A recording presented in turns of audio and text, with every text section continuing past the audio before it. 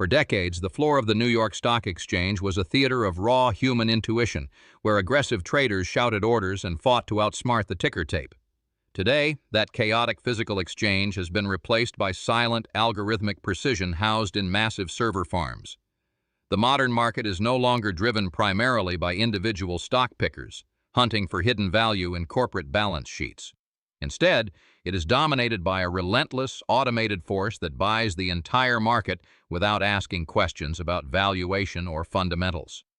This automated force represents the rise of passive investing, a structural shift that has fundamentally rewired global capital markets and altered the flow of institutional money. Rather than attempting to beat the market through selective stock picking and market timing, passive strategies simply seek to replicate the performance of a specific benchmark. Trillions of dollars have migrated away from traditional active management methods into streamlined vehicles that automatically track broad market indices, profoundly changing the mechanics of asset pricing. The primary instruments facilitating this massive capital migration are index funds and exchange-traded funds, commonly known as ETFs. These investment vehicles pool investor capital to purchase a comprehensive basket of securities that mirrors a specific index, such as the S&P 500. By eliminating the need for highly paid research teams, complex trading floors, and frequent portfolio turnover, these funds drastically reduce operational costs. This operational efficiency passes the mathematical savings directly back to the investor, compounding significantly over time. The foundation of this movement was laid in the 1970s when the first retail index fund was introduced to a highly skeptical traditional financial industry. Wall Street initially mocked the concept of settling for average market returns, labeling it un-American to abandon the aggressive pursuit of market-beating alpha. Yet, the underlying mathematics of compounding returns, combined with exceptionally low fees, proved impossible to ignore over extended timelines. The slow but steady accumulation of capital eventually validated the strategy. A core driver behind this historical shift is the efficient market hypothesis, a foundational financial theory suggesting that asset prices rapidly reflect all available information at any given time. If markets are truly efficient, consistently identifying mispriced stocks is statistically improbable for most participants after accounting for trading fees and capital gains taxes. This theory provided the rigorous academic justification for abandoning costly active management in favor of capturing the broad, aggregated market return with minimal friction. For the individual investor, the resulting fee compression has been nothing short of revolutionary for long-term wealth building. Decades ago, accessing globally diversified portfolios required paying steep mutual fund loads and high annual expense ratios that severely eroded underlying returns. Today, an individual can construct a highly diversified global portfolio with expense ratios nearing zero. This effectively utilizes operational leverage, allowing the maximum amount of capital to remain invested and benefit from the silent power of compounding interest. The scale of this transition is staggering, with passive assets now routinely surpassing active assets under management in the United States equity markets. This is not merely a change in retail consumer preference, but a fundamental restructuring of how capital is allocated on a global scale. Major institutional investors, massive pension funds, and sovereign wealth funds have all aggressively adopted passive strategies to meet their long-term liability obligations, permanently altering the balance of power on Wall Street. The sheer volume of this capital introduces a unique form of strategic leverage into the broader financial system, amplifying the impact of capital flows. Because index funds must buy shares in exact proportion to their benchmark weightings, capital is directed mechanically, completely regardless of a company's underlying fundamental valuation or earnings yield. When money flows into a major index, the largest companies automatically receive the largest share of that capital, mathematically amplifying their market dominance and extending their scale. This mechanical allocation creates a profound distortion in price discovery, the essential market function where buyers and sellers independently determine the fair value of an asset. In a market heavily dominated by passive flows, a stock might rise simply because it is included in a popular index, not because its earnings or business prospects have actually improved. The critical fundamental link between corporate financial health and public share price begins to fray under the weight of indiscriminate buying. We are witnessing the emergence of a blind buying phenomenon that alters the fundamental mechanics of market supply and demand. Active managers traditionally provide a natural check on market extremes by aggressively selling overvalued assets and buying undervalued ones. As their overall market share shrinks, the market loses its primary mechanism for correcting valuation anomalies.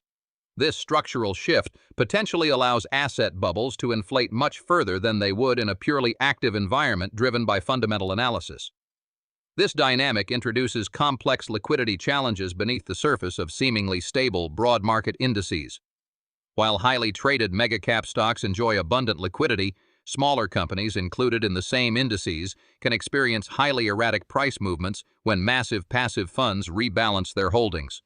If a major index provider decides to add or remove a specific company, the resulting forced buying or selling can easily overwhelm the normal daily trading volume of that specific stock, creating severe short-term dislocations. The most pressing concern for the modern investor is how this structural shift might amplify market volatility during severe economic downturns. In a prolonged bear market, widespread panic selling by retail investors holding passive ETFs triggers the automatic, indiscriminate liquidation of all underlying stocks.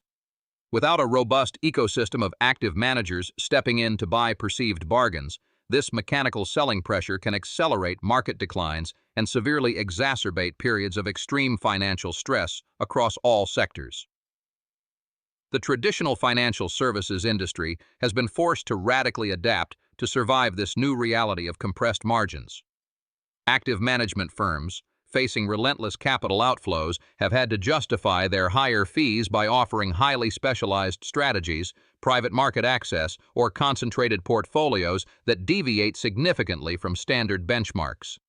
The era of the closet indexer, an active manager who secretly mimics the benchmark while continuing to charge high fees, has been effectively eliminated by market forces.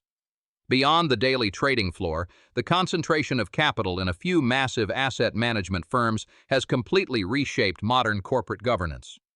The institutions managing the largest index funds now hold significant voting power over the world's most influential and valuable corporations. This unprecedented concentration of voting rights raises critical questions about corporate accountability and whether passive owners can effectively monitor complex management teams and forcefully advocate for long-term shareholder value during periods of corporate underperformance. The rapid evolution of the ETF wrapper has further accelerated the integration of passive strategies into every imaginable corner of the financial ecosystem. Originally designed to track broad equity indices, ETFs now encompass fixed income, commodities, real estate, and highly complex derivative strategies. This wrapper provides unprecedented intraday liquidity and structural tax efficiency, making it the preferred vehicle for both tactical asset allocation by hedge funds and long-term wealth preservation by individual retirement accounts. Examining the rapid growth of direct indexing reveals a technology-driven evolution of the traditional passive model. Instead of buying a pre-packaged fund, direct indexing allows investors to own the individual stocks of an index directly in their own accounts, enabling sophisticated tax loss harvesting and personalized screening.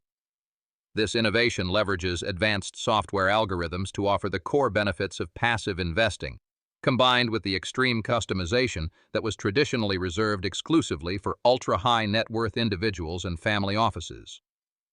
As these automated technologies proliferate, the underlying fragility of a heavily passive market becomes a subject of intense academic and regulatory scrutiny. If the vast majority of market participants are simply free-riding on the price discovery efforts of a rapidly shrinking minority of active traders, the market's overall efficiency is fundamentally compromised. The global financial system relies on a delicate balance of active analysis and passive capital that may be rapidly approaching a critical, irreversible tipping point. This creates a dangerous, self-reinforcing feedback loop of momentum, where immense size dictates success rather than underlying economic merit. The largest companies in the equity markets attract the most passive capital, which mechanically drives their stock prices higher. This increases their market capitalization, guaranteeing even more passive inflows during the next quarterly rebalancing cycle. This momentum leverage creates a top-heavy market structure that is highly vulnerable to sector-specific shocks and sudden shifts in macroeconomic sentiment. Financial theorists continue to debate the exact threshold at which passive dominance becomes actively detrimental to overall market function. Some quantitative models suggest that markets can remain highly efficient even if active managers control only a very small fraction of total assets, provided those active participants trade aggressively to correct mispricings. However, the precise location of this critical threshold remains unknown, representing a massive, real-time experiment in the architecture of global financial markets with trillions at stake. For the individual navigating this complex landscape, deeply understanding these hidden mechanics is paramount for effectively managing long-term portfolio risk. Relying solely on a single broad market index fund may unknowingly expose an investor to unprecedented concentration risk, particularly if a few massive technology giants completely dominate the index weighting.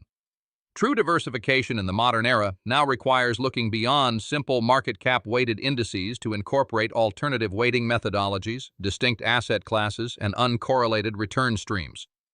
Many sophisticated investors are aggressively adopting a core and satellite approach to blend the very best elements of both investment philosophies. They utilize ultra-low-cost passive funds to efficiently capture the broad market return for the vast majority of their portfolio, while strategically deploying active management in demonstrably less efficient sectors like emerging markets or small-cap equities. This hybrid strategy smartly leverages the cost efficiency of passive vehicles while retaining the distinct potential for alpha generation in highly specialized areas. The ongoing debate between active and passive methodologies is not a simple zero-sum game, but rather a dynamic equilibrium that constantly adjusts to shifting macroeconomic conditions. During prolonged bull markets characterized by historically low interest rates and abundant central bank liquidity, passive strategies tend to dominate as all asset prices rise in tandem. However, transitioning into volatile environments of higher inflation and tighter monetary policy often creates the exact dispersion in stock returns that skilled active managers require to outperform. Looking ahead, the profound implications of this structural shift will continue to unfold over the coming decades, potentially reshaping global regulatory frameworks and the mechanics of capital formation. If public equity markets become too deeply distorted by mechanical passive flows, private markets may emerge as the primary venue for genuine price discovery and early-stage capital allocation. This structural shift could further divide the investment landscape, creating distinct ecosystems for massive institutional giants and everyday retail participants. The probability of direct regulatory intervention steadily increases as these systemic risks become more pronounced and widely recognized. Policymakers may eventually scrutinize the immense concentrated voting power held within a handful of massive asset managers, or explore new legislative mechanisms to ensure adequate market liquidity during periods of extreme financial stress. The financial ecosystem will inevitably adapt to these pressures, but the transition may involve periods of painful adjustment for investors caught off guard by sudden structural changes. Ultimately, the historic triumph of the index fund is a powerful testament to the undeniable benefits of low fees, operational efficiency, and the mathematical certainty of compounding capital. Yet, as with any truly disruptive financial innovation, widespread global adoption permanently transforms the very nature of the asset class itself. The modern investor must recognize that buying the market is no longer a simple, neutral act, but a strategic decision to participate in a complex, deeply interconnected system where the rules of risk and reward are constantly evolving.